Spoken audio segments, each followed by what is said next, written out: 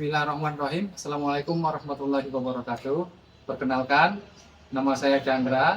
Saya adalah tenaga migrasi sekolah yang saat ini bertugas di SMA di Kabupaten Ngebang, Provinsi Kalimantan Barat. Pada kesempatan ini, izinkan dan perkenankan kami untuk berbagi program praktik baik yang kami lakukan di SMA Negeri 1 Sungai Kunyit dengan judul yaitu digitalisasi manajemen aset sekolah dengan aplikasi SIMAPRAS QR Code dalam upaya pencegahan kehilangan aset dan mitigasi kerusakan serta kegagalan konstruksi bangunan sekolah. Sistem manajemen sarana dan prasarana sekolah yang kami singkat dengan SIMAPRAS QR Code merupakan sebuah aplikasi berbasis Microsoft Office Excel yang akan melakukan pengelolaan barang-barang milik sekolah dan daerah. Fungsi utama dari aplikasi SIMAPRAS QR Code ini adalah satu, melakukan inventarisasi barang aset milik sekolah. Kemudian yang kedua, melakukan pengadministrasian atau penatausahaan. Kemudian yang ketiga, melakukan pemeliharaan aset. Yang keempat adalah melakukan mitigasi kerusakan, kegagalan konstruksi bangunan sekolah. Kemudian yang kelima adalah bagaimana melakukan stok opnam barang-barang aset yang ada di sekolah. Kemudian yang selanjutnya adalah melakukan pelacakan posisi barang aset dan melakukan pengawasan serta audit aset. Output yang dihasilkan dari aplikasi SIMAPRAS ini yang pertama adalah berupa daftar inventaris barang. Kemudian yang kedua berupa daftar inventaris bangunan atau ruang. Kemudian yang ketiga adalah klasifikasi barang berdasarkan kartu inventaris barang baik di KIP A, B, C, D, F, dan selanjutnya. Dan selanjutnya adalah berupa output kartu inventaris ruang atau KIR. Dan yang selanjutnya outputnya berupa label tanah, label bangunan ruang, label barang.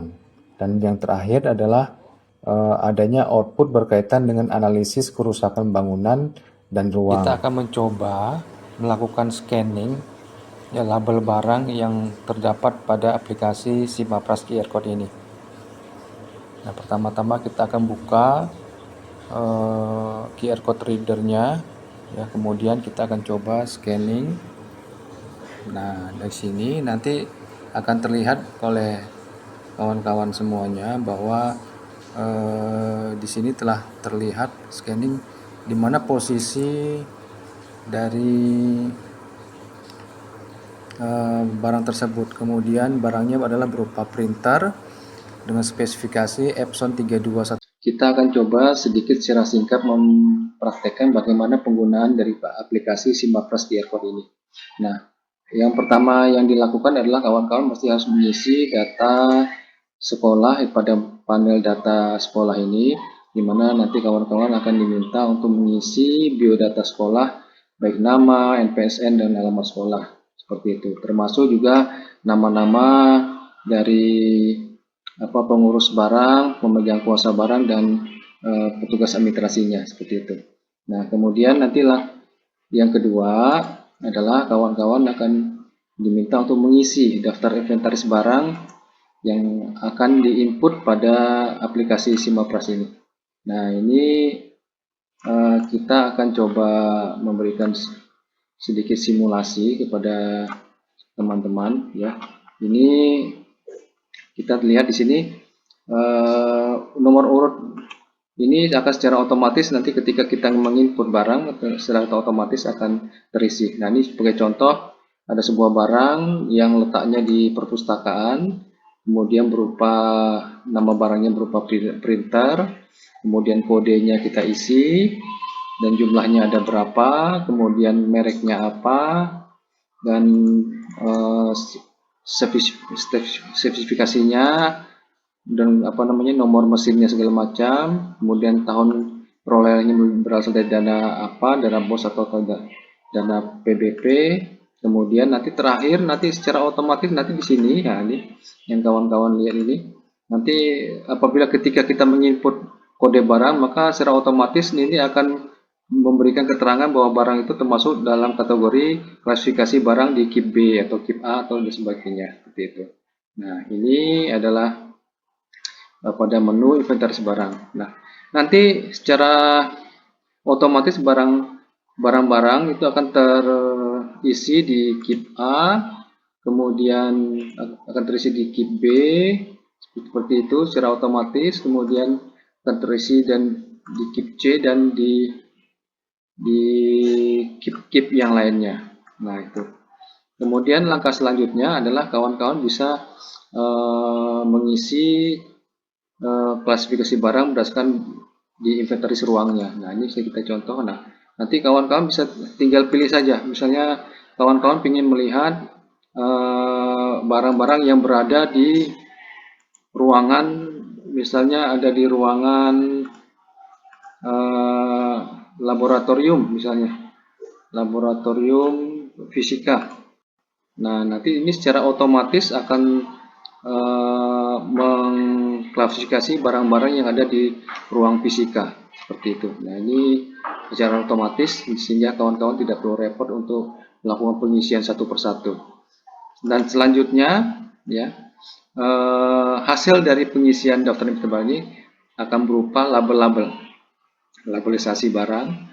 Yang pertama nih labelisasi adalah contohnya adalah labelisasi tanah bangunan sekolah. Di sini kita lihat bahwa ada nomor suratnya, kemudian luas tanahnya ada berapa, kemudian peruntukannya untuk apa, termasuk kode lokasi dan kode barangnya sudah tertera di sini.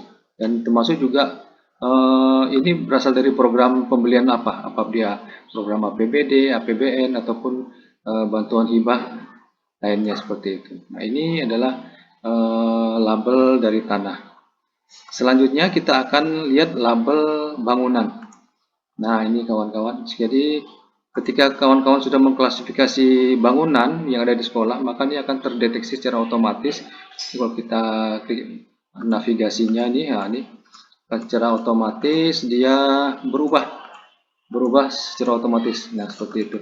Nah, terakhir adalah label barang.